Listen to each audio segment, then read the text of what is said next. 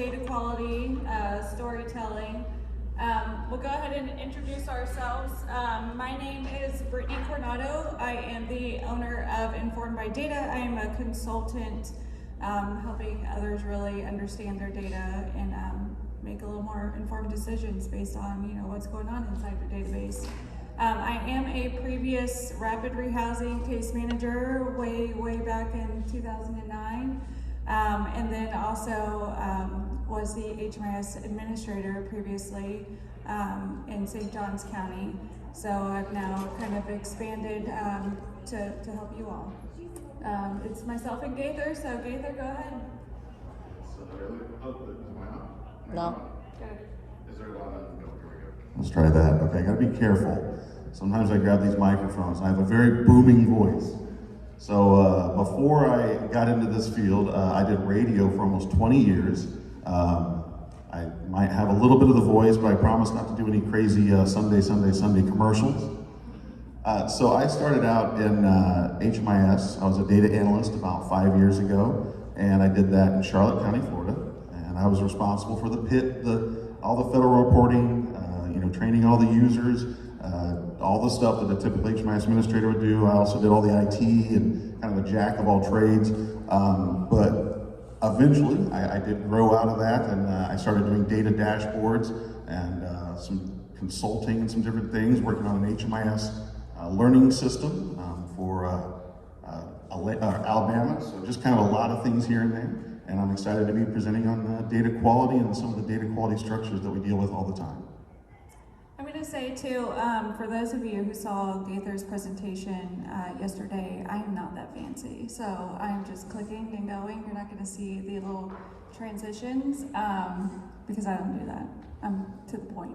So this here, of course, is learning objectives. What we're going to talk about today, we're going to talk about the data quality basics, HMIS administrator tips and tricks, and then understanding the value of your HMIS administrator, what they kind of bring to the table, and then of course Q&A and some resources.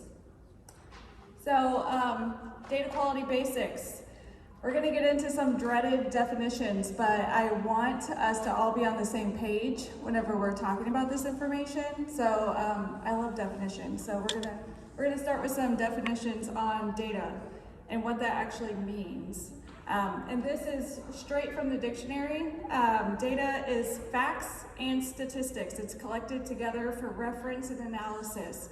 So data is actually the plural form of the Latin word datum, which means a fact. So that's what your data is. Information is the facts that are provided and learned about something within that system. So it's essentially the context that goes into the database. The information is what provides value to your facts. And then whenever we talk about quality, that means that standard of something that is measured against other things of similar kind to the degree of excellence. So how much does that data actually make sense? Can we measure it? We need quality data so that we can make sure that what we're producing is accurate. So with this slide, what we're looking at, and I'll just kind of read off the 5 things and go into a little more detail. So, and there's actually lots of ways, honestly, to kind of define data quality. I think really though, the first step is starting to define data quality. So you might see someone up here go, hey, there's 5 parts of data quality. Somebody else might say there's 4 parts of data quality. I say that if you're starting at a place where you're trying to break data quality into segments, you're probably doing pretty good because you're ahead of the game already. So with data quality, it's about measuring, knowing, and then improving. So it's a very kind of practical thing when you're working with data quality. It doesn't have to be extremely complicated. You just have to kind of follow this process that you're collecting the data, you're evaluating the data, and you're making decisions based on that data, and then doing that again. It's an iterative approach. So we're looking at accuracy, completeness, format, consistency, duplication, and integrity. So we'll go ahead and break that down a little bit more now. So completeness, is just, has all the data been entered completely? I mean, it's kind of self-explanatory, but sometimes just knowing a little bit more about the words helps. So your process will always benefit from this and run more smoothly. So you want to collect all of the data points if you can, because if you don't, you'll have gaps in your data and you won't be able to really compare, especially like individual instances. So you want good accuracy. So consider, for example, income, old addresses, or spelling errors in names and addresses. Information may be complete, but is it correct? The format. Does the data comply with a rule or rules? Consider formatting of phone numbers or social security numbers. So it's a lot of times, we'll go into a form and it'll say, hey, put your social security number in there, and maybe I want to start with a G.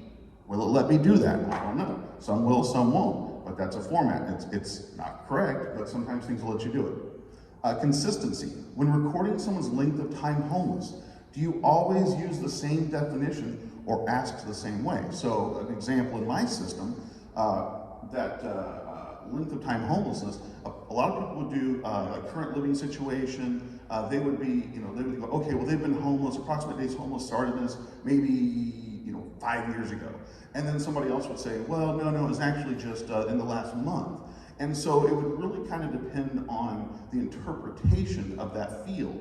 And sometimes people would interpret it differently, and without proper training, they would put two drastically different things, and that's a major difference in whether somebody's chronically homeless or not.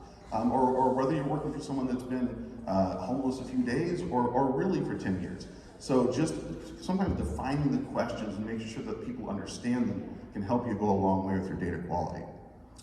Duplication. So customers often appear multiple times in files. Often the information in various records are different. So do you have a way to merge clients? Do you have a way to identify duplicate clients? You don't want to have 20 of the same people or 20 families duplicated throughout your data. Integrity. You can clean data to make it more accurate. Don't cherry pick or change it to make it look better, but you can go through and review it. Just kind of, I always tell people, so when I would do data quality cleanups, people want to go in and they say, oh, you know what, there's a missing social security number. Maybe there's a child that's marked as a veteran and the child's 8. There are obvious things like that, but don't go trying to say, oh, well, this person's not a veteran, I don't want to count them. That's not what I'm talking about data integrity. It's going in and making sure that the data is accurate, but you can also go a little extra step. If you're in there to correct a mistake, like there's a veteran child, go through the rest of the record while you're there and eyeball that, make sure that's good too. Don't just go, you know what, I'm lasered in on that one little tiny thing. Just while you're in the record, because you gotta log in, you gotta go to this client. While you're already there, don't do it 50 times for 50 different data quality things. Go through it once and see if you can look holistically at that file. So speaking of data quality, there's obviously a lot of challenges that come with it. One of the challenges is COCs operate independently. There's 27 unique COCs within the state of Florida. That means everybody is kind of interpreting information differently, and that makes a challenge for statewide information. Whenever we're producing reports to DCF or we're giving reports over to HUD, the fact that all of us understand it the same is obviously the best, so that we can actually make policies and change things, based on what's going on. So the interpretation across the board, we have to unify that information. Another challenge is really HUD's inconsistencies.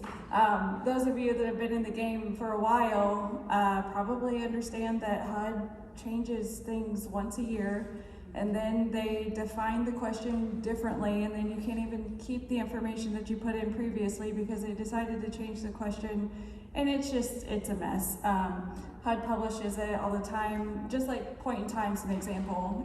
Back in 2014, there was a methodology book that came out, and we still use that same book today.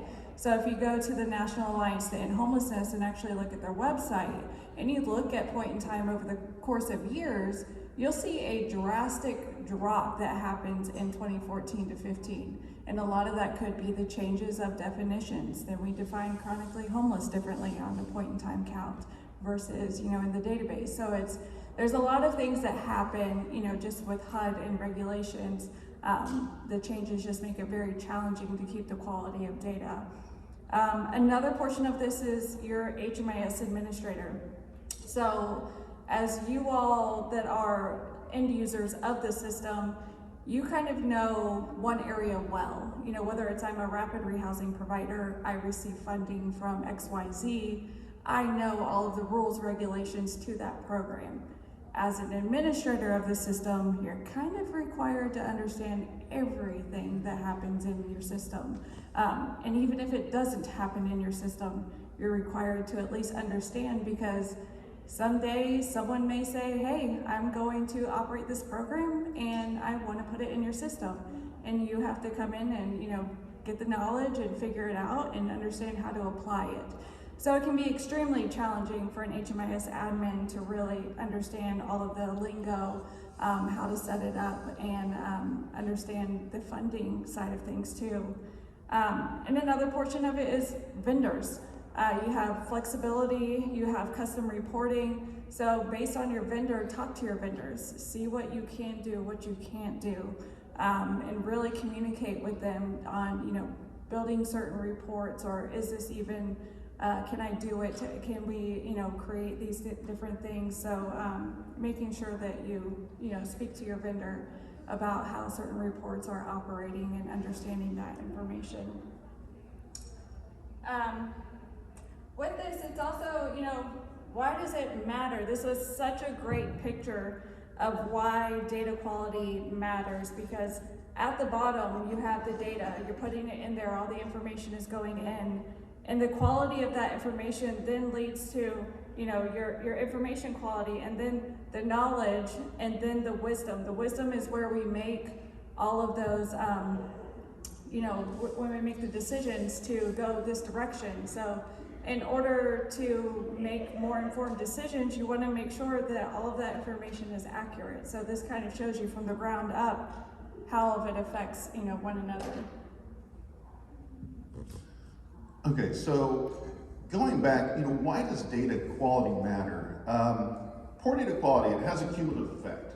Making cascade through your system, affecting reports, making jobs more difficult, and ultimately hurting clients. Important for system-wide reporting with good data quality, like system performance measures and the LSA. It also leads to more accurate analysis and allows organizations and stakeholders to make more informed decisions. But I want to kind of maybe back up a little bit, because, you know, we talk about data quality, and frankly, that sounds really boring. I mean, you know, who wants to look at reports? Who wants to fix this stuff? I mean, it seems like, you know, when we're trying to do like good work, do we really want to be messing around with databases and you know, this fixing little things here and there? Because it just seems like ticky-tack work sometimes. But I want to go back to where I said I started out in radio. 20 years ago, I walked into a radio station. I was actually applying for a part-time gig, working for free, just because I wanted to be on the radio. I'd never even been in a radio station in my life. I walked in the first time, gave them my resume, and I got a call back later to ask me if I'd be the operations manager. So I was running the radio station that I'd only been in once in my life. I've never been in any radio station ever. But what I did was I started at the fundamentals. I went to the very basics of the business. I didn't try to bring in some big, you know, shock jock or do anything insanely amazing on the radio. I just started fixing little problems. I noticed that we were off on time. You know, we would air the wrong programs. It was just these kind of fundamental parts of our business that we were getting wrong. And we were losing listeners and clients just left and right. But when we kind of righted that ship, when we just said, you know what, let's get the fundamentals right before we try to go pie in the sky, things started really looking up. And so when I came to the Homeless Coalition in Charlotte County, I did the exact same thing. I went, you know what, I may not know all of the lingo, I may not know all of the pie in the sky ideas they have, you know, permanent supportive housing and affordable housing and all these kind of systems going on, but I understood that they needed to have kind of good data quality. Maybe I didn't understand why at the time, but I thought, you know what, this is something I can kind of control. And what I found was just by riding that ship and getting that system up and running, you know, and a lot of you may not know the terminology, but when I came into the system, you're supposed to have a tree structure for your providers. But every provider we have is a level 1. And this is not a good way to set up a system. And every user we had in our system was a sysadmin 2, which was many, many users. And so basically that meant that anyone at any time could just delete everybody out of our system. So going back and making these like fundamental changes allowed our system to flow more smoothly, and it allows us to do our day-to-day operations. We could actually track clients better, we could serve them better, we could do our reporting better. We didn't have to freak out all the time doing all these data cleanups because we did them on a regular basis. So that's kind of the fundamental reason that data quality is so important, because it's going to affect your business for, I swear, months and years to come if you don't get it right starting out. So what are some solutions, for data quality?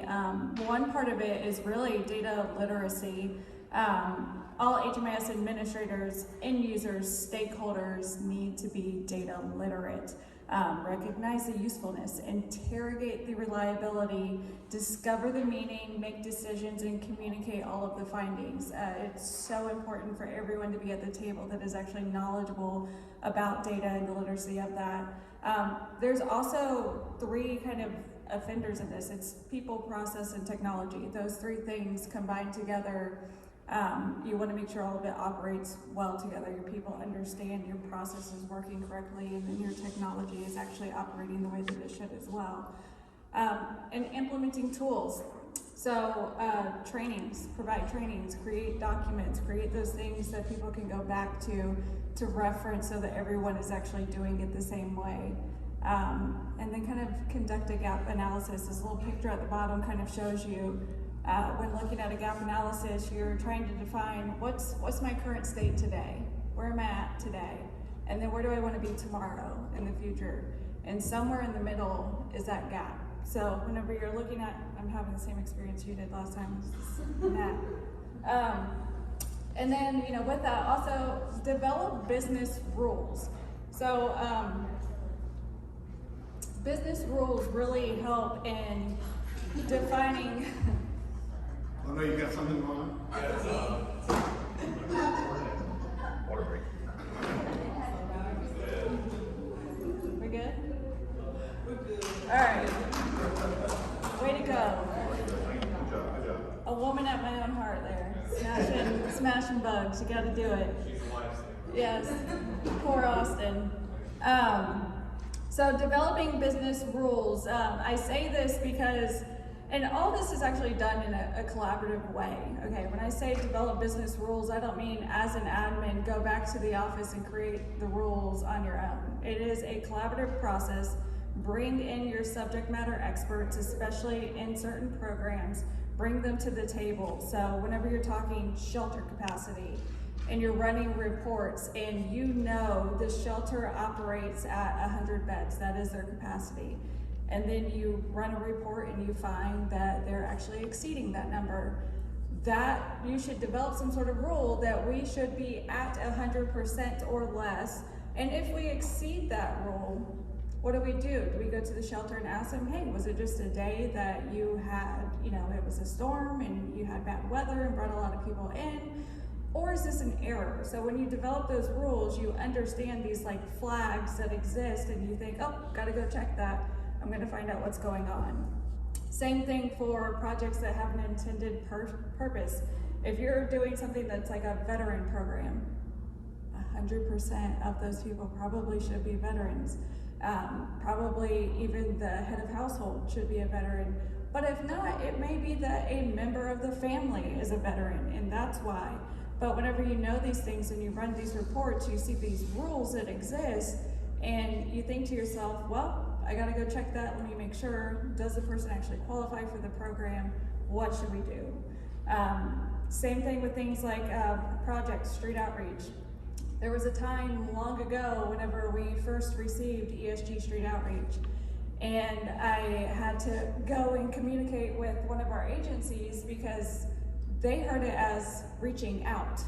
So they were going to hotels to see people, they were reaching out, providing bags of food, they were reaching out and doing these other things. But street outreach means you're going to the streets, to the encampment, you're reaching those that are unsheltered. So whenever you define those things and people completely understand it, you can run a report and you see 100% of the people should probably be in place not meant for habitation. That is considered, woods, encampment, somewhere that is unsheltered. So whenever you define that, you can actually go back and figure out what's actually going on. Are they, yes?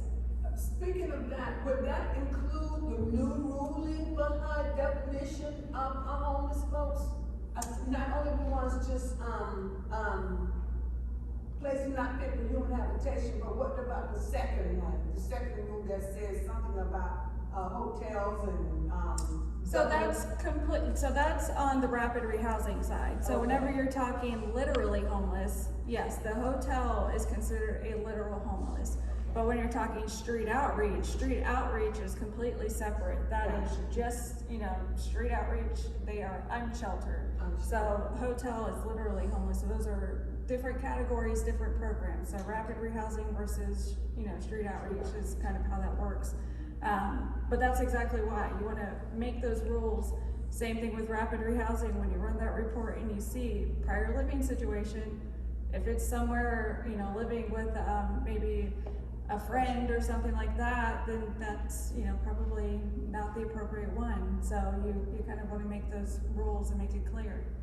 Well, and we also had where our shelter, especially when COVID first started, they obviously didn't want a lot of people together, so they were putting them in the hotels.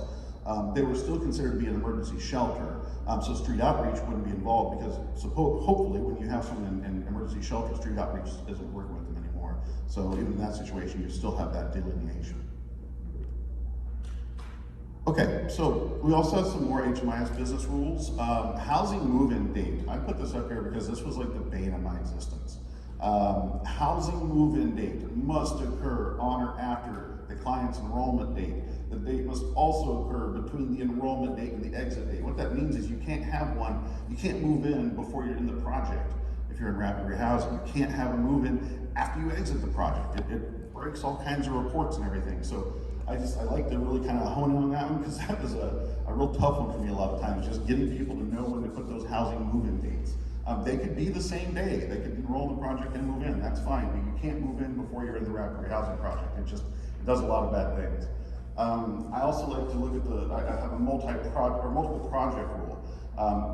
A lot of times clients can be in the same two projects at the same time. That's okay, but make sure it's appropriate because there are a lot of times the clients should not be in contradicting programs simultaneously. Again, like I said, street outreach and emergency shelter. Generally what you want to do is a client will be identified by street outreach, and if they go into emergency shelter, you would close them out of the street outreach project because they're now in that. So some projects can run concurrently at the same time, and that's okay.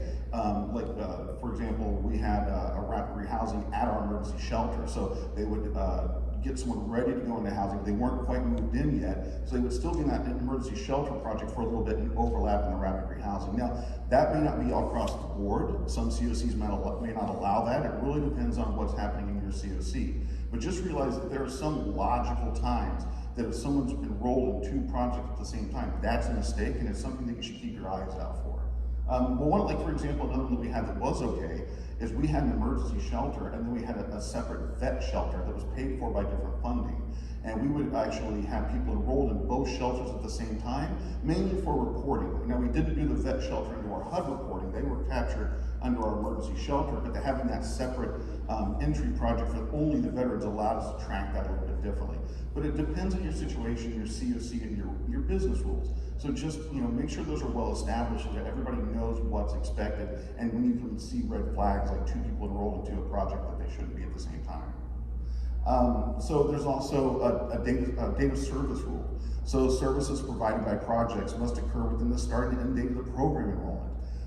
When I first started out, we weren't doing entry exits on a ton of our clients. It was such a pain to try to run a report because all it would have was services and no entry exit, or maybe entry exit and no services. And it was just like, come on, this is a pretty standard thing. Somebody enrolls in the project first, then they start getting services, and then eventually they get exited. And at that point, they're not getting any more services. If they are, delete the end date or enroll in the project. But make sure that those services are happening unless of course you're doing it with a services only project. But if you're doing an entry exit project, make sure the services are within that entry and exit date.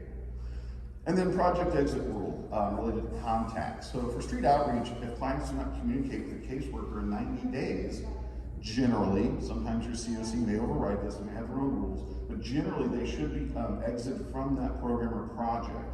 Of course, town types is now defined as a current living situation. But the important thing is you don't want people hanging on your system that you're not serving. You're gonna have your length of time homeless just be ridiculous. So you have to have some kind of way to identify these people, and it doesn't have to be street outreach only. You could have this rule kind of with several projects. But it's really good that, if you don't see someone for 90 days, maybe that's also actually a good reason to reach out and see if they're still needing services, or you can still find them. If you can, go ahead and exit them out. And I tell people, it's okay. If you find them the very next day, just delete that exit. Just continue that enrollment. That's okay. It's not hard to do. We can deal with those fringe cases, but really, you don't want someone in your emergency shelter for 1,000 days and they're not even showing up anymore. It's going to really hurt your numbers. Yes. And you're going to roll back the client with the same number or with a new number, case number? Well, generally, you'd always want the client to have the same client ID. So your household numbers can change, but generally, depending on if they're going in and out or changing household, but your client ID should be the same through the whole process. You shouldn't necessarily be it. And I'm saying this, I'm speaking very generically. Each system can be different, but generally that client ID is going to follow that client through all the projects that they're in. And it does in our system. Yeah, in your system. Yes, question? Yeah, so going back to the multiple project rule where you mentioned contradictory programs, so can you explain how street outreach and emergency shelter would be contradicting? Because in my understanding, emergency shelter is an overnight stay. That person that was in an overnight stay in the daytime, maybe they don't consistently stay next night, maybe sometimes they're on the streets versus in a shelter. So with the 90-day rule, the way that at least we function with street outreach is you open enrollment, your documented contacts, your documented current living situation, which may or may not be in the streets or maybe an emergency shelter, which is the option to select that. So what makes, how does it impact the data to have both those as open enrollments until you no longer have activity with street outreach, or they permanently are in emergency shelter, or not permanently, or consistently, or they actually go into housing at some point, or they disappear? Well, from my perspective, it goes down to your COC. So you can have specific rules where maybe you allow overlaps, and that's okay. We're talking more like the generic flow that we see in most communities, not all communities. What I see generally is someone will be identified by street outreach. They may be getting some services like showers or meals or whatever, and then once they're in the emergency shelter, in many communities, that's kind of when street outreach has done their job. They've identified the person that's homeless. They've got them into temporary safety that's hopefully going to be getting them into some permanent housing or rapid rehousing. But that street outreach is just that kind of gap in or that part of the beginning, and then emergency shelter, and then the permanent housing portion. So it's kind of the general thing, but it's kind of how when you submit and ask a question to HUD, and they're like, well, here's the general answer, but we don't really know. We need to know specifics about your COC. That's kind of what I'm saying. Like, there's a best practice, but that doesn't fit every situation because not every community has an emergency shelter, or maybe some of them only have night-by-night shelters, or what other kind of special circumstance that may happen. It can change those business rules somewhat, but as long as they're consistent, they make sense, and people are following. That's really the key to that. Because the emergency shelter, they stay at night, but in the daytime, they may still be receiving services from street outreach, so they still document. Exactly. So it depends on. So like for my county, once they're in emergency shelter, all their services come from that because it's kind of they have all the capacity. So it's almost like what you're talking about. Maybe they're doing like a collaboration where they're both kind of they're in the emergency shelter, but they're still kind of needing some extra things if the street outreach happens. There's no problem with that at all, especially if that's what's normal for your COC. But some COCs like to have that delineation and say, okay, this is street outreach, and a lot of times they want to do coordinated entry at that point too, possibly, and then emergency shelter and permanent, and it just kind of helps to kind of have that guidance. But I'm going to tell you, in this world, nothing's hard and fast, because even if it is today, it may not be tomorrow. And it's also, keep in mind funding, okay? Because the rules not only apply to the project, but also the funding stream that it's coming from. So whenever you're talking ESG street outreach, the goal of ESG, a successful goal, is to place them in shelter or to place them in housing. But if you're talking PATH, people sometimes confuse PATH because PATH actually has two programs, street outreach, and then they have supportive services only. And a lot of people actually operate as street outreach and don't do the supportive services only. So it's confusing, but once someone is moved into a place, that's where that service continues and operates. So it's very dependent on not only the program, but also the funding stream that you're working out of. So keep that in mind too.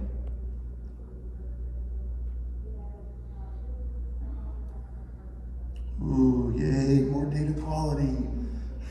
So this is actually something that I picked up from WellSky and I thought was a good idea. The letter grades that they provide for reporting, I thought was just, I love percentages and I love, numbers and things like that, but I'll tell you what, you give somebody a D and they care a whole lot more than about a 68% or something. Man, I'll tell you what, the call's like, what do we have a D? What do we, so-and-so has a C, why do we have a D?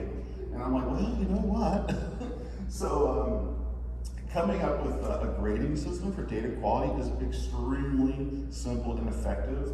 I highly recommend it. In our COC, we went from F's to A's, but it took a lot of teamwork. But I tell you what, it was really those letter grades that motivated people and made things, just got things on the right track. And I've used them ever since, and I appreciate the inspiration. It's a super fun scarlet letter, that you just place on people, and it's funny how everyone comes to the table and they're like, man, this is shameful. This is like going home to your parents, and you're like, man, I'm gonna throw that report card away. They're not even gonna know that I did anything. That's what I'm dealing with at the 15-year-old right now, just tossing it. And I would recommend, I would recommend with data quality, people are worried about being data shamed. If you are going to start using kind of, public-facing data quality, you're going to let your CSE know about it, and you haven't been maybe really tough on data quality up till then, give them a grace period. Give them 3 months, give them 6 months, let them know the expectations. Don't just throw something out there and go, you know what, you suck and we're going to show the world. Because you will data shame and you will get pushback. But if you work with them and say, you know what, we're going to give you 6 months, you're going to get so much more cooperation. And then at that point, if you give it 6 months, and I'll tell you what will happen, you'll have a lot of agencies get on board and they'll make these changes, and the few that won't, they won't have a leg to stand on. Because if you just kind of data shamed everybody at the beginning, you're going to get an uproar of consensus. But if you've gone down the road 6 months and a lot of agencies have done the cleanup, it really takes the wind out of the sails of the people that don't want to do good data quality, because they're not going to have a good excuse not to. If everybody else can do it, then they probably can too. So I like showing this one. This is something that I was using for my COC. And what this is, it's hard to read the writing up there, but it's looking at name data quality, social security, all the different kind of data quality points that we look in for HMIS.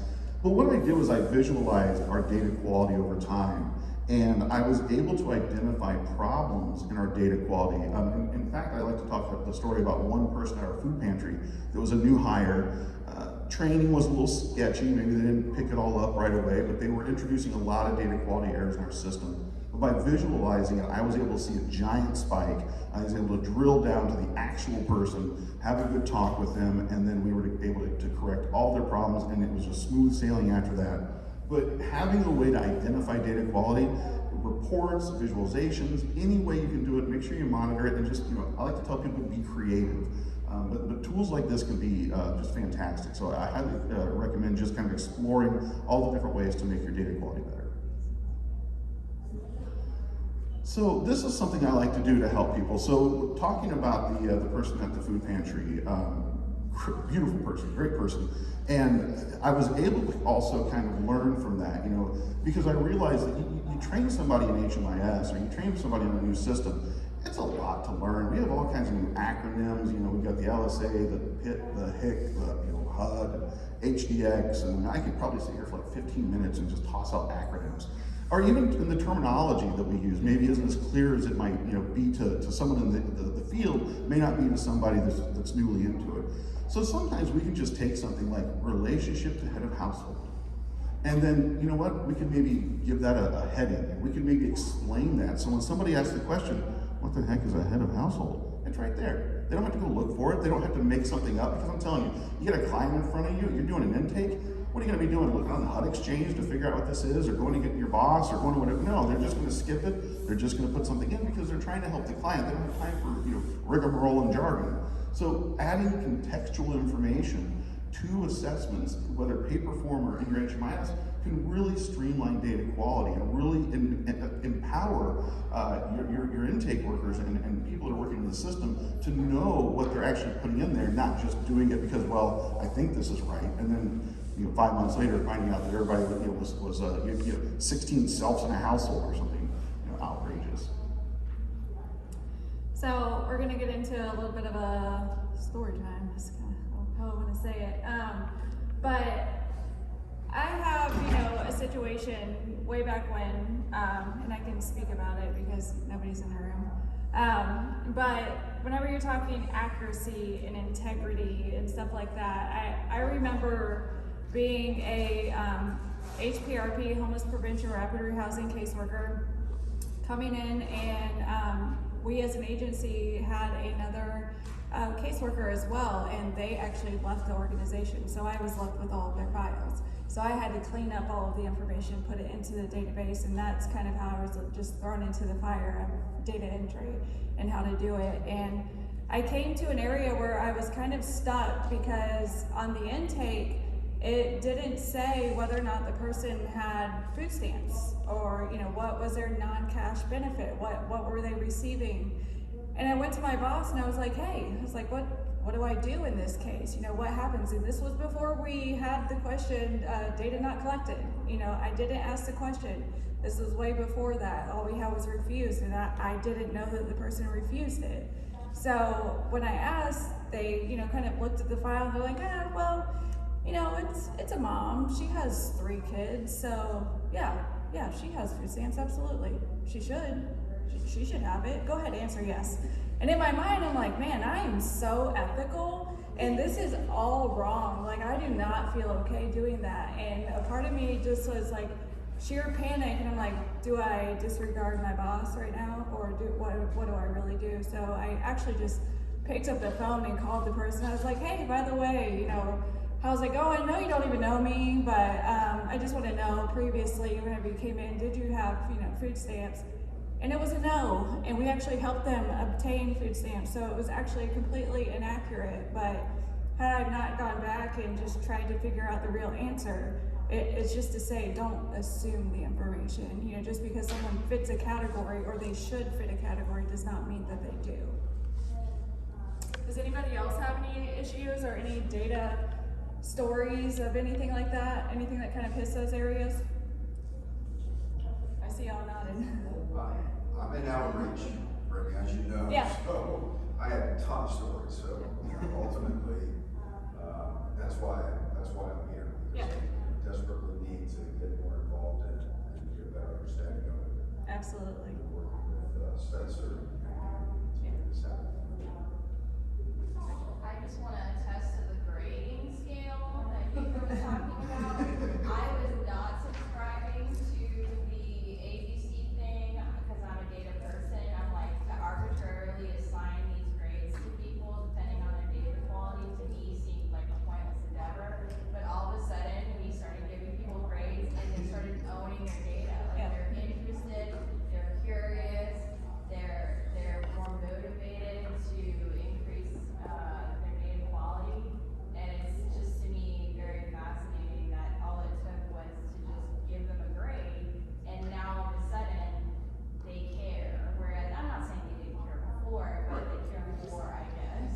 Well, and it's interesting about that too, because that actually brought up something in our community where we drilled it down to like one person, and it was the destination question. It was always not complete, and they were a rapid rehousing provider, so it's not like it was a shelter where someone just disappears, but it was constant with this one person.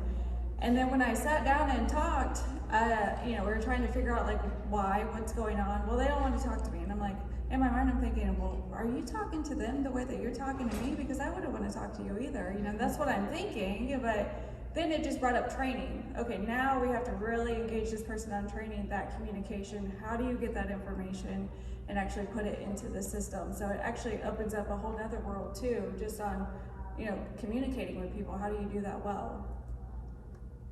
I would like to attest to what Gaither was saying. I was under his system when I first started in 2016, and I remember the grading system. And now I'm under another system, and I was just thinking, how can I get the subcontractors that we call them, the vendors, the subcontractors, the case managers, and other agencies to really care, not that they didn't care, to care more about putting the correct data in so I can get better reports. I'm going back to the grading system again. No, that's great. And you know, I look at so many things in what we do, and it's amazing how many situations can either be extremely negative or extremely positive simply by the way things are framed. So if I come up to somebody, or if I just post on our website that, you know, everybody has terrible data quality grades, then that's going to be a terrible situation. People are going to be ashamed, they're going to be mad, it's going to cause problems in the CSE. That's a bad way to come at it. Coming at them as, you've caused a problem, you got to fix it, blah, blah, blah. That's not a positive way to approach a situation like that. Yeah. So I actually had the opposite experience with that in Tallahassee. So I gave them a heads up before we publicized it on our website, and I let them know, let's clean it up now, and then we'll have something amazing to show so we can beat to your boards or whatever. So I think it's about like how you approach the conversation. Exactly. Like there were maybe one or two agencies that were like, no, we don't want our grade. Like, no, we can't fix this. But for the most part, I think it was more just a spirit of competition. Yes. And everyone got excited about it, and they're like, oh yeah, we got an A this month. And so, like you're saying, it's about how you present it. Like obviously you don't want to shame anybody, but let them know, give them a chance to actually clean it up and fix it before you get to that point where you're like, okay, great, let's put it on our website and show the whole community how amazing we're doing and you know all the improvements we've made. Absolutely. Yeah, I work at these storefronts. Oh, okay. And so, just from the person that came into a large COC, and when I got here, everybody left. Or people went on vacation on time, you know, and like, I'm in a new system, never worked in this sector ever, and literally had to start from scratch in a system that was haywire, and using, you know, software that I consider to be 1990s. You know, it took me a little bit of time to even want to stick around and deal with it. But what I did find out is that you had to own what you have. Own it. It is, if you're gonna stay, it's yours. It's not anybody else's fault because nobody's gonna actually fix it but the people that are in it now. And then once I was able to do that, then you have to own the relationships in that system. And so Rocky and myself, we've gone to different agencies just to sit down, and we've had criers. That's the key. People thought we were the police. But you went in the door. Police. You know, building those relationships, bringing in the right people at the right time, putting in those, like we thought about the grades way back when the system was so jacked that how could we grade you for years of damage? You know, so it took that time to instill that, hey, this is what's coming. You know, we put some DQMs in place, we do data quality monitors on a regular basis, and over the time, now that we implemented those grades and, you know, we have your dashboard, now it's, you know, the team, it's a team spirit, it's a community spirit. You walked in the door. That's huge. The fact that you went in there and all of a sudden you know them. Something's not coming down from on high. You show respect, and you know it's a two-way street, and that's amazing. That so many people don't get that. You know, just walk in the door, shake a hand, have a conversation with someone, and now it's not just sending it out and shaming people. I was so surprised at how much they thought HMIS was the police. I just didn't even. It doesn't have to be that way.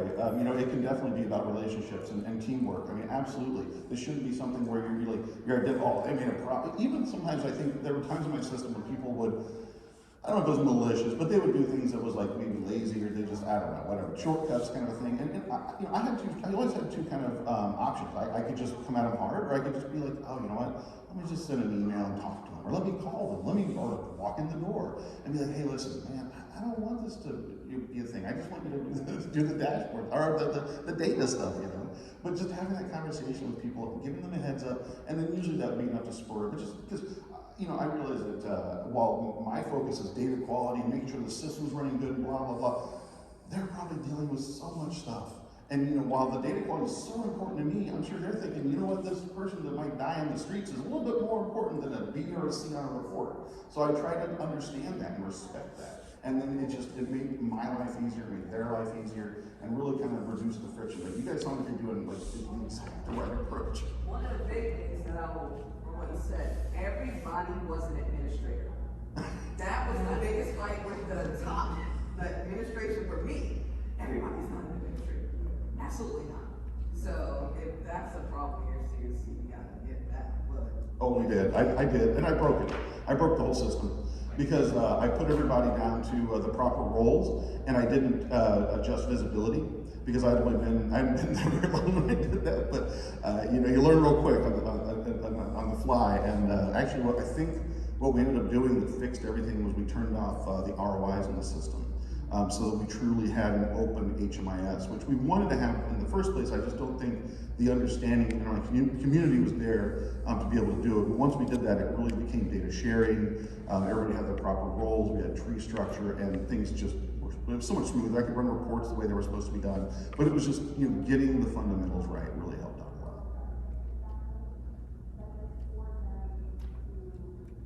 All right, tips and tricks. You wanna?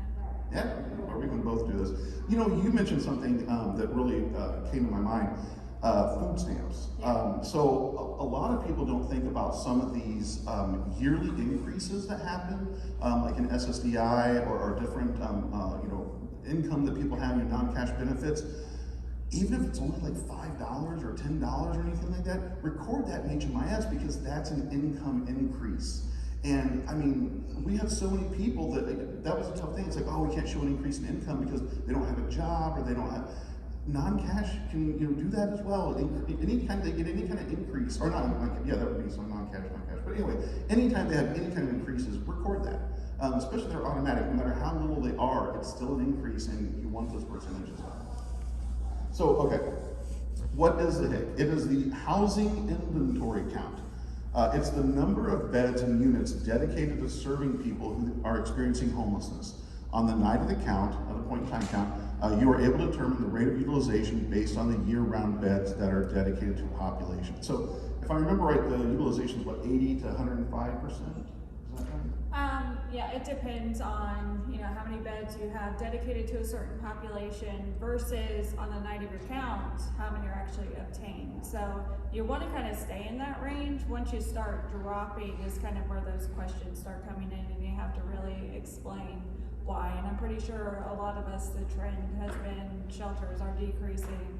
The others are kind of going up because of pandemic and situations like that. So I think we all kind of started to see that, you know, trends. So our numbers are down probably in low percentage, you know, as far as utilization being where it should be. And you want to be careful because if you're showing on your HIC that you're not using all your beds, then there could be an argument that maybe you don't need all those beds and maybe funding will get cut. On the flip side, if you've got too many people and not enough beds, maybe you're not managing what you're doing very well, and so that can kind of be a red flag. So pay attention to those utilization rates. They can be really important in making sure that you're keeping your money and you're not losing it.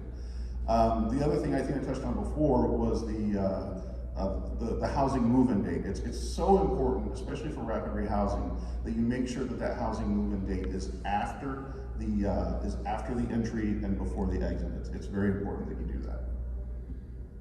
Did you have some more stuff on the HIC, or you? Did you have more stuff on the HIC, or? No, I mean, it really is just, there's a lot of documents out there. The HIC it's awful. I don't like it, just to be completely honest. But it seems like this awful math equation that you're doing. And then again, based off of your vendor and how that information is provided, whether or not you can actually get it through the database varies, you know, amongst everybody. But it really is, it's just a representation of how many beds are dedicated and making sure that your information in the database is accurate. So you know, go talk to your vendor, find out, read manuals, figure out how that report is generating. And once you know how that report is generating, you then know how to make the corrections. And the housing inventory count is supposed to be counting beds in your community reserved for people experiencing homelessness. So it's really important to know that. And a kind of quick rule of thumb is the housing inventory count is counting the beds in your community, and then the point in time count is looking at how many of those people are in those beds or outside of those beds. So it's kind of, you know, a neat way to look at that and how they kind of work together. I'm sorry, those beds are shelter beds or hotel beds? They can be shelter, what transitional housing is still considered, you know, they retain their homelessness, yeah, placement for non-habitation. Yeah, I mean, I haven't used safe havens in a long time. Yeah, I think safe I haven't havens are had a on lot there. of experience with Safe Haven. We don't have it in our community, so I kind of like. But even, yeah, it's Yeah. sheltered and unsheltered homeless, so, people recent homeless, so even permanent supportive housing is counted in there. So point in time count, you really want to try and standardize that information across the board as much as we can use. HUD has all these tools out there already available, you know, to actually conduct the survey conversation. And with that too, you want to kind of keep all the information the same. That's the importance of a statewide initiative to know how many people are homeless. If everyone's not defining it the same way and asking questions the same way, then how do we really know how many people are experiencing homelessness, what are their characteristics? And I know sometimes too, HUD has awful language. I don't know how they come up with these sentences sometimes, but I'm like, man, that is not what I learned in school. That's not how you speak. So it's one of those things where you can actually rephrase the information to where it's appealing to a person. You know, kind of like that prior residence. Well, what does prior residence really even mean? It's like, before you actually came in here, where were you sleeping? So you can ask a person, where were you sleeping last night? And you can answer that question that HUD provided, which makes 0 sense, and you could answer it correctly. So it's one of those things that you can tweak it, and then also start using technology. If you can get away from paper, that is one thing that we did. It was the most amazing thing ever. I was so tired of paper cuts. It was awful, you know, going through that. And then also the duplication of people. We had tablets that we used. It was another vendor, and they actually provided tablets, and we would go out so it would geo-track the locations of where street outreach was, you know, finding people. And what we found is we actually did the 7-day post count. And with that, we were able to actually talk to one another. I was like manning this, this station. I felt like I was probably like some FBI person, just like, you know, over here talking, and I would see observations going up. They're continuing to just observe people, and then I would send out a mass, you know, text, email saying, stop observing people, start talking. We need more communication with people. I need you out there communicating. We can't take this observation, you know, if we get that too high, we're gonna have to dump some of that information. But then we were also able to process the next day, because we did 7-day posts. We processed the next day and said, oh, so-and-so said they were surveyed, and they weren't. They're not on this list. So the next day they knew to go to that encampment. They knew to go back out and to go find people. So as much as you can utilize some sort of technology communication, it actually, you know, helps a whole lot more with de-identifying and, you know, going through that process. Some things I like to kind of touch on from the pit from a personal perspective. When you're doing trainings, target your trainings to people that have never done it before.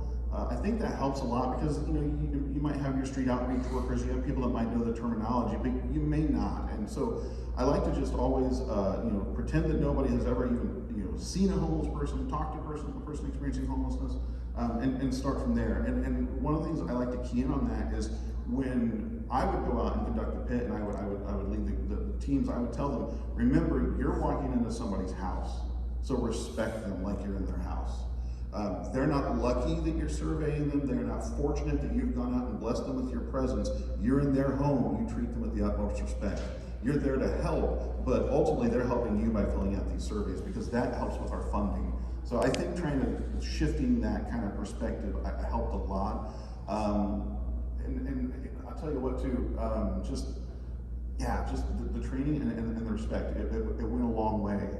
And I'll tell you another thing that helped out a lot too, was give people a chance to practice it on each other.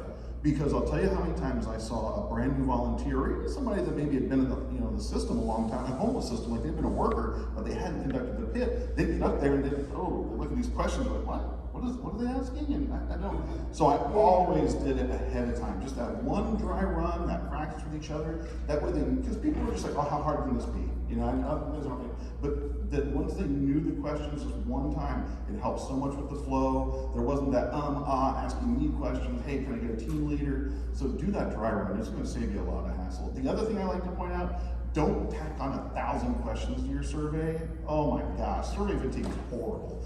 I always like to say, and I'm gonna probably make people mad, if it's important enough to ask on the pit, it's important enough to go out another time and ask it. Because the pit is for the pit. Now that doesn't mean that you can't go out and provide, toiletries or gift cards or whatever. I'm not talking about services, but just a long 20-page survey, nobody wants to fill that out.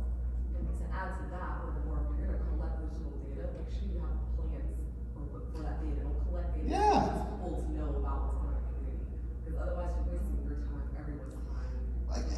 People are always like, oh, you know what, it's a great opportunity. We don't normally have access to this. So let's ask them about if they have the phone card with the 90 minutes, the blah, blah, blah. Let's ask them if they've been to the health department the last 90 days for their booster shot on something else. And I'm like, this is all great. And I would never devalue some of the questions that they want to add, but I always say add them at the end or go out and do it another time, because the point in time is supposed to be data collected across the entire country that's supposed to be, uniform, and we're supposed to be able to glean useful information out of it. And it's really hard to do that if, the first question on the pit is actually the 50th question you've asked, and by then they don't care. They just want you to stop asking them dumb questions. And another tip on that too, like when you're doing training, for us, we take the time to actually go through each of the questions. Yeah. And get them to understand why are we asking it, what are we getting from it. And Absolutely. Say, what does this question even mean? Number of times versus number of months homeless. Yeah. Ask those questions and get accurate responses.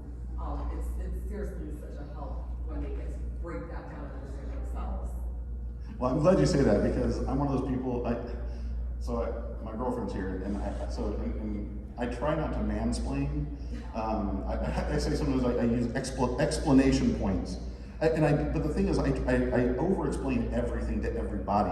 It's just one of those things. I love details, and so I would put in my trainings, what does it mean when someone's chronically homeless? And I would kind of be like, well, am I putting too much information out there? But I was like, you know what? I'd rather them have too much information than not enough. Because there were some people out there that would be like, wow, this is really interesting. And it would help them to really kind of know what we were doing. And I don't know, I think involving people and letting them know why we're doing it, not just do this and walk away. It makes them feel like they're valued, and you're going to get people the next year and the next year and the next year helping out.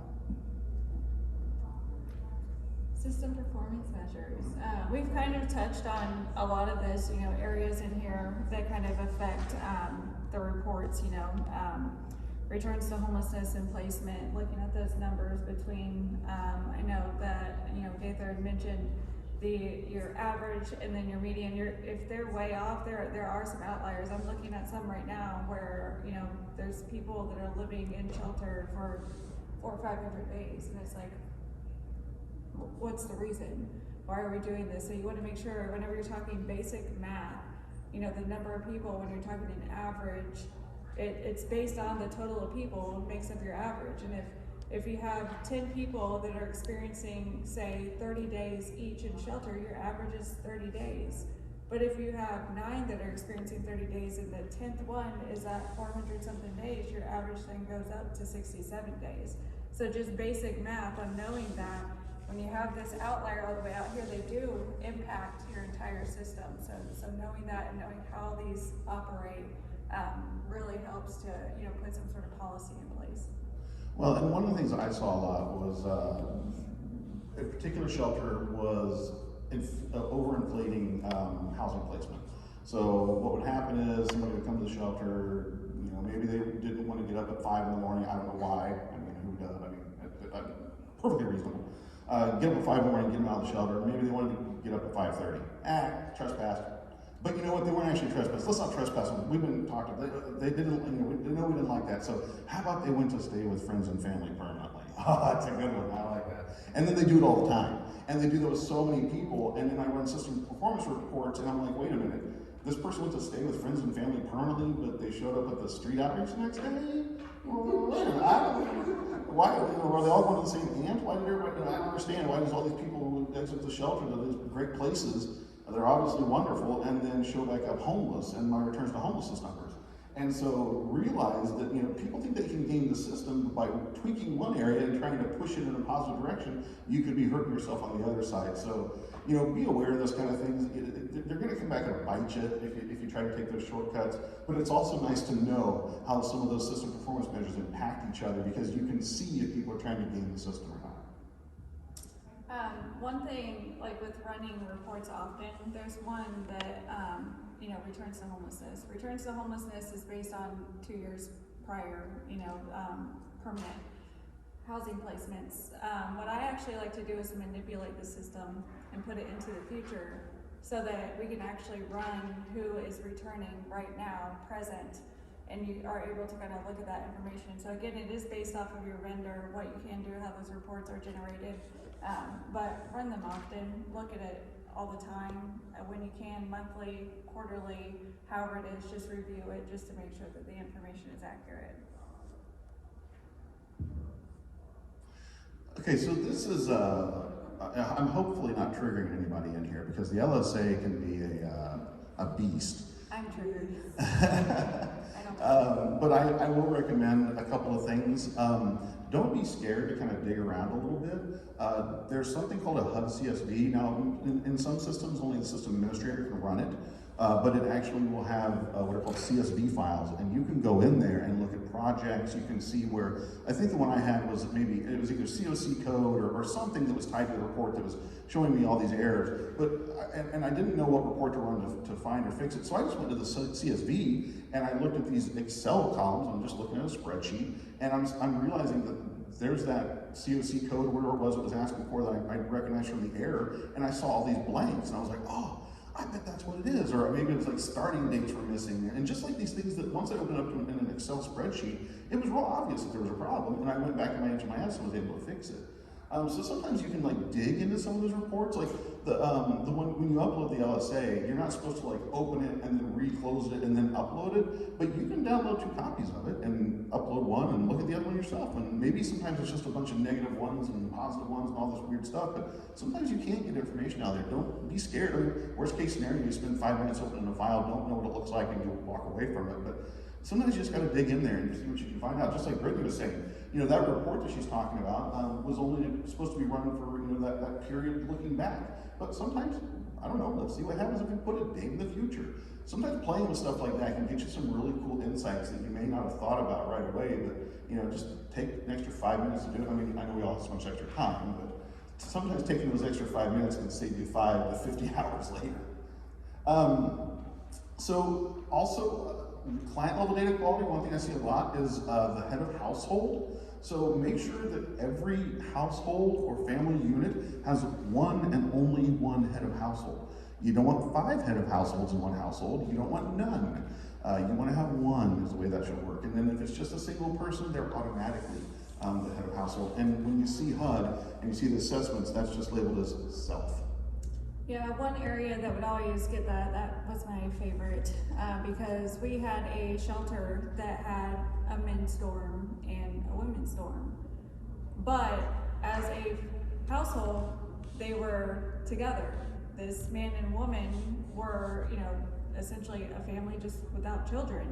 So they were a unit. So somewhere in the system, they would actually create 2 separate enrollments for the people and say one went into this shelter, one went into this shelter. But when you do that, in reality, they are a unit. They are 2 people, so it would show as 2 head of households operating independently, but then when they would go to other programs, they would then join them together because they were a unit, and then you had 2 head of households. So it didn't work. So thinking through those situations, you know, thinking of how your system works and operates, you kind of have to think through process for them sometimes in those certain situations. Like how do me knowing this, how can I go in there and actually help them produce something that's not going to cause these errors and these flags? How can they record that properly?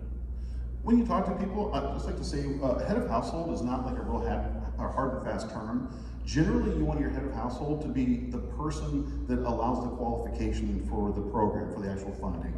But if it's a household where it's not tied to one person per se that does eligibility, it's the entire household, then anyone can be the head of household, really. I mean, you don't want, underage necessarily, unless that's all there is in the household.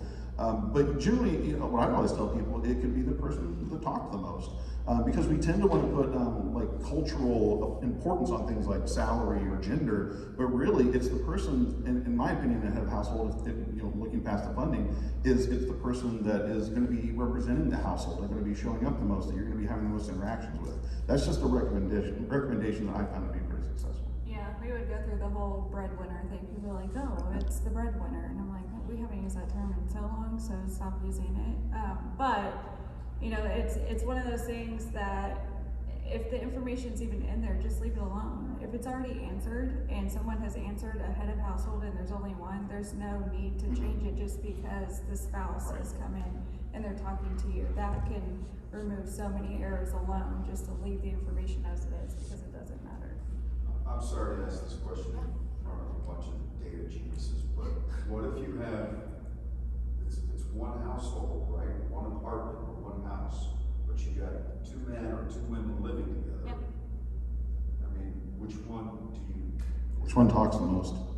I mean, seriously, it's like, who's going to be the most, I would just say, hey, who am I going to be talking to? Who's going to make most of the visits, or who am I going to be speaking with most often?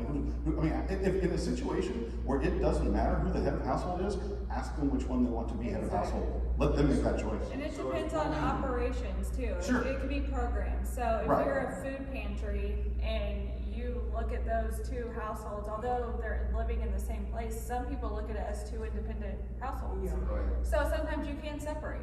It's about process, it's about flow, it's about your reporting and what you want to get out of it. It's about your funders reporting what they want to get out of it. So you have to take all of those things into consideration. There's no real right or wrong answer. It's based on, you gotta go back to the end. What do we want out of this report? Yeah. How do we want it to reflect? Eligibility first, though. Make sure I'm not misunderstood. I'm not saying everything's preference. It's eligibility first, why they qualify or how they qualify for the program or project. Then it can become preference. If there's a tie or you don't know what to. And also just another angle on that, like in our COC, we're in our COC. And so here, like, one of the other things that I train our folks on, like, if you have a family unit, just naturally, like, if it's a man and a child, naturally you want to make the man the head of household, right? Just because that's what history tells us to do, right? But we actually will tell folks to make the woman the head of household. Because in a family unit, there's, if things happen, if the male goes to jail, if little things like that happen, the woman's going to be the one that's more consistent, or if the man leaves the household or whatever, the woman with the children's going to be one more consistent. So then you don't have to worry about going back and switching your household to the household if the man did leave. So that's kind of like just another angle to think about when you have those eligibility things you're looking at and you're setting the head of household. Who we have the head of household in some cases. I'll take your business card for My boss. Hey, that's what this conference is about, sharing information and contacts. That's great. Yeah, just looking at my data quality and things like that really go a long way. All right, this one's mine, right? All right, so I like to look at this as kind of what I was talking about earlier with like the way businesses run. You start with like the things that you can work with right away that you don't need maybe a ton of understanding about. So that's your universal data elements. Those are the UDEs that we collect, like name, social security number. So get that right, and get the foundation right. It's like when you're playing a sport, you get the fundamentals right, and then build on top of that. My daughter loves music, and she always wants to, play crazy things or be like, oh, it's experimental, and I'm like, yeah, but it really helps if you know the foundation, and then you become experimental because you've transcended that, and you don't just sound like you're just, hitting the cats or something. But you build, okay, and then you go to look at logically broken data. Some of the stuff we were talking about before. I mean, there's lots of ways you can logically break data, like saying that they moved into permanent supportive housing before they started in the project, or maybe one I loved was like somebody living in the shelter and they got moved into permanent supportive housing like a week earlier, and I'm like, are they doing both? They got like 2 places? I mean, we just give them like house in the Hamptons and one in the whatever. Like that's cool. They can just, or multiple houses. I've had that where people like enroll in multiple things and multiple permanent supportive housing units. Like that doesn't make sense. That's logically broken. Like that's not the way that's supposed to be. And then there's report specific data. So like Brittany was talking about, look at the end. What are you supposed to deliver? What's supposed to be in a report? And then that way you'll know what you're supposed to collect. impact. And then hidden data problems. This is like things, well, it kind of is logical, but sometimes it's contextual. Like maybe you shouldn't have so many people in the shelter. Like maybe you should have 100 people in the shelter because it's only got 64 people. Like what's going on there? Or I don't know, there's like lots of little things that you can just kind of explore, and you never know what you might find that might be a data quality problem. So sometimes just kind of run reports, see if they make logical sense, see if they make contextual sense, will really help you out in the long run. I think we've kind of gone through some stories here already, as we're, going through all this process, but since we only have 20 minutes left, I really want to get into the value of your HMIS administrator and really understanding that. So when we think of an HMIS administrator, obviously a lot of thoughts come to mind as far as what your responsibilities are, what are the regulations, what are you supposed to do. And what I kind of want to get into is the key responsibilities of an HMIS lead. You'll notice this doesn't say HMIS administrator, it's the responsibilities of the lead organization that holds the duties of HMIS. And when you're talking project management, coordination, data analysis, programming, technical assistance, and administrative staff, those are all the things that operate within the HMIS system. But when thinking of that, like, project management is a skill set. I'm not very good at time management. I'm a procrastinator at best. I really am. I get it done, but I wait until the end, sometimes. I'm gonna take a class on that so I can improve that side. But what I'm saying is people sometimes may not have all the skill sets, and I come from an area where I ran all of it. I was the only person in HMIS. I was the administrator, I was the trainer, I was the analyst, I was everything, and I had over 125 users, over 189 projects. It was ridiculous, and the amount of time consumed in it, to where the joy that I have is actually in data analysis. I love that side of it. I want to find the correlations. I want to do all these things. And training it's a skill too. How to talk to people, how to teach them, how do you actually get them to absorb the information that you just said so that they can go back and they can do it. That is an art, teaching someone and getting them to understand you. And sometimes I see this like deer in headlights look, and I'm like, okay, they're not getting it. I have to now revisit. We're gonna come up with something else, some other angle, and get them to understand it. So it's all to say that all of these things collectively all have different skill sets. So sometimes just one person isn't enough. Or if you do have all the traits, you aren't doing all of it well. Like as one person doing training, I was like, okay, am I doing it well? I don't know. Am I doing this analysis well? Half the time you're running all over the place. So just to know that there are some shared responsibilities as well. Whenever it comes to HMIS, you have committees that can help create governing documents, standards and stuff like that. But I envy all of you that actually have a team. Whenever you come in here and you say, I have a team of HMIS people, I'm like, man, where was my team? It's a lot, it really is. So I envy every single one of you. I was the I in team. Yeah. What's a team?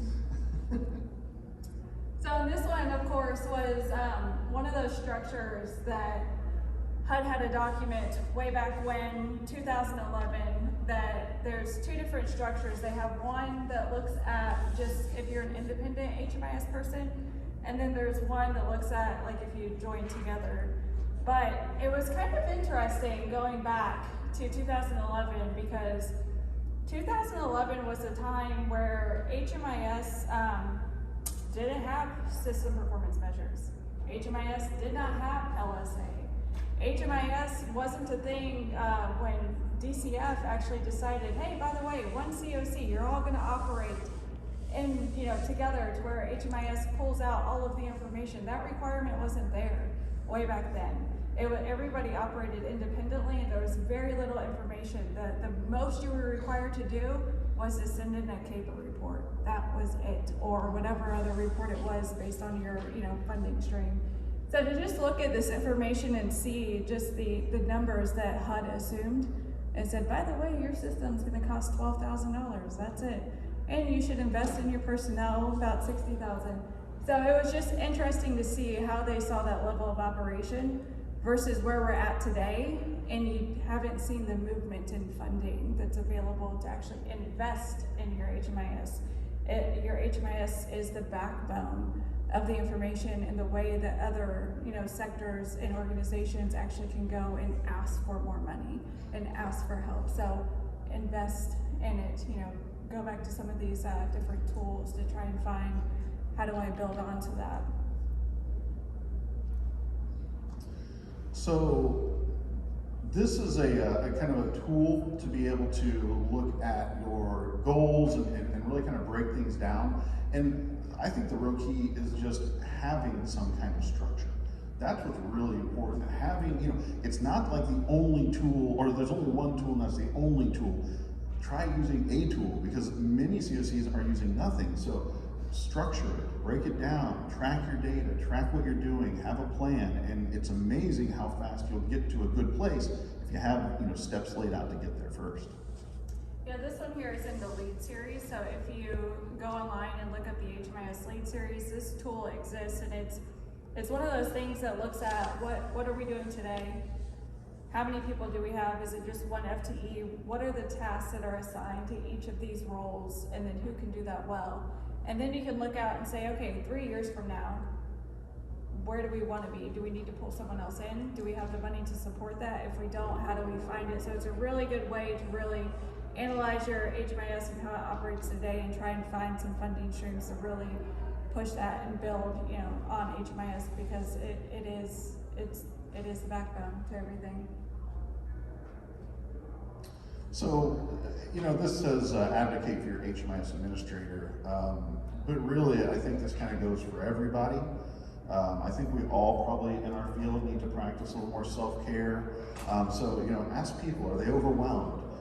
Know people's skills and level of capacity. They may not be able to do all that you're asking of them. Just because they're willing to do it doesn't mean that they should. So I'm going to share a little story. When I was in radio, it was just me.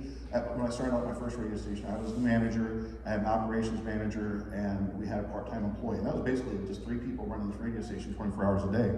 And so we had a part-timer that I was noticing that he was working like 6 to 7 days a week. And I was like, well, that's a lot. And he was doing weird things where he would come in and do a midnight shift from midnight to 3, and then we wouldn't pay him from 3 to 6, and then he'd work from 6 to 9. And I was like, wait, is he going home? And the guy, the manager that was under me was like, oh, no, this was his boss, was saying, no, he sleeps on the couch in between things, but we don't pay him for that. And I'm like, oh, wait a minute, why is he working so much? And all these weird hours. And he's like, because he will. And I'm like, wait, what?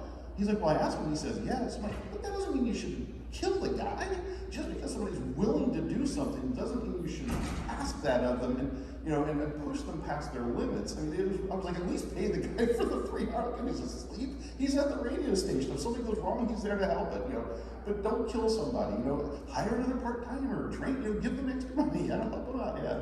Train them how to say no, not at the time. Yes. You know what, I'm going to tell you though, sometimes you can't train people to do that. Sometimes you'd have to look at, you can, and I always make that effort, but sometimes I would just be like, you know what, I'm protecting someone from their own self, because people have, or maybe just rephrasing it. I know you don't want to say no to this, but, maybe if you know somebody has a hard time with something, just take care of your people. Because it's just, we're all run ragged sometimes, and I think that, we all want to give so much. It's really hard to say no. It's because every time you say no, it feels like we're saying no to helping somebody, and then ultimately we're working to prevent homelessness. So how can you ever say no to that?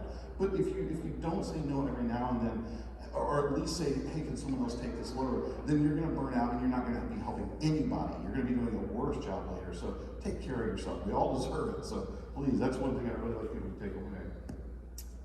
And we, of course, encourage you all to be very curious. As an HMIS administrator, these are key sets on the data literacy side of things. So an HMIS administrator, you should know the story that you are telling. If you are an end user or a stakeholder and you aren't aware of what that story is, ask the question. Know the data that's being presented, how you are presenting it, because how someone presents a visualization can actually depict one thing, and then completely be something totally different just based on numbers and how the trend is going. You can manipulate information so many different ways that it's actually not telling the story that it should be telling. So as a stakeholder, ask those questions. What are you trying to tell me? How do I know what's going on? Know the agenda, notice all of those things. Ask yourself, do I trust this data that's being presented? As an admin, every single time I would get a question, from a user, I would go in there and I would help them go through it, and then painfully I'd be like, oh my gosh, this is not right, and I would think then I would know that it's not accurate, and then my trust in that data was kind of going away, so I knew I had to go back in and train someone so that I could trust that data. But it's the same for your end users, they're on the other end as well, so do they trust the information? And another thing that I found too is just bias. Am I biased to the information? Because if I am, I may present it in a way that I'm gonna make you feel the same way that I do, because I want you to feel that way. So check your own bias at the door. Know what you actually love and all this. I've worked everywhere. I've worked at Salvation Army, Catholic Charities. I've worked at all these places. So I have a bias towards a lot of people, and it may have just been operations, or it may have been, a great experience there, and me just knowing all of that. You create this bias. You're human, everybody does, but to know that before you present it is actually key, so that you can get the appropriate information, so that you're not pushing your own agenda, you're pushing the agenda of the COC.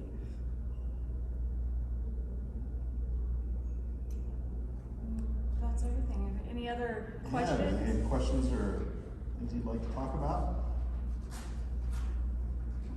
You guys, I really appreciate all the questions, by the way. I was going to say that at the beginning, feel free to stop us anytime. You guys asked some amazing questions, so thank you. That really helps a lot. It's our pleasure to interrupt your presentation. Please. If any chance to, I can take a sip of water and hear what other people have to say. It's amazing to get, different stories, like you guys, exchanging cards and information. That's what this is about, the conference, right? Making connections, helping each other. We're all in this together. And then of course, just the resources, everything where we've kind of pulled all this information together, it'll be available in the PowerPoint, and you can access it, later. It should be online afterwards, after this whole conference is over, they'll have it available. So you can go into these areas and actually read into them and find all the information that we provided. All right, thank you so much for being here. Thank you.